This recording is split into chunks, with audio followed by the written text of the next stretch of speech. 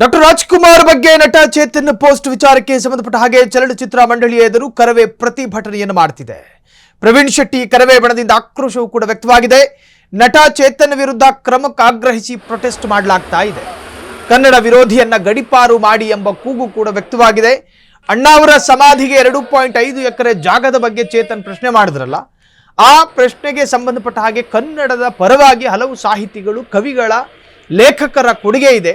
ಅವರಿಗೆಲ್ಲ ಯಾಕೆ ಜಾಗ ನೀಡಲಿಲ್ಲ ಎಂದು ಪ್ರಶ್ನೆ ಮಾಡಿದ್ದ ಚೇತನ್, ಈ ದೇಶದಲ್ಲಿ ಪ್ರತಿಯೊಬ್ಬನಿಗೂ ಸಂವಿಧಾನ ಅನ್ವಯಿಸಿದೆ. ಸಂವಿಧಾನದ ಆಧಾರದಲ್ಲಿ ಪ್ರತಿಯೊಬ್ಬನೂ ಕೂಡ ಇಲ್ಲಿ ಜೀವನ ಮಾಡ್ತಾರೆ. ಅಭಿವ್ಯಕ್ತಿ ಸ್ವಾತಂತ್ರ್ಯ, ವಾಕ್ ಸ್ವಾತಂತ್ರ್ಯ ಎಲ್ಲರಿಗೂ ಇದೆ, ಆದರೆ ಅದು ಕಾನೂನಿನ ವ್ಯಾಪ್ತಿಯಲ್ಲಿ ಇರಬೇಕು ಅನ್ನೋದು.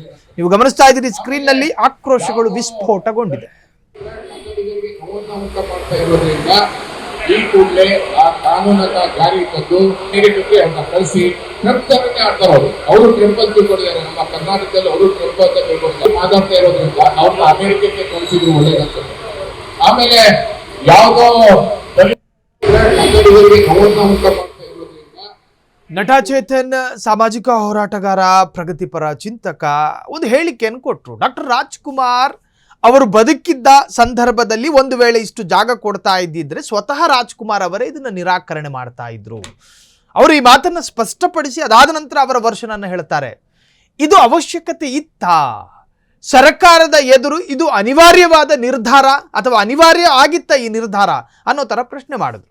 ಸೊ ಡಾಕ್ಟರ್ ರಾಜ್ಕುಮಾರ್ ನಿಮ್ಗೆಲ್ರಿಗೂ ಕೂಡ ಗೊತ್ತಿರುವಂತೆ ಕನ್ನಡಿಗರ ಒಂದು ತರಹದ ಭಾವನೆ, ಹಾಗಾಗಿ ಈಗ ಆಕ್ರೋಶಗಳು ಸ್ಫೋಟಗೊಂಡಿದೆ.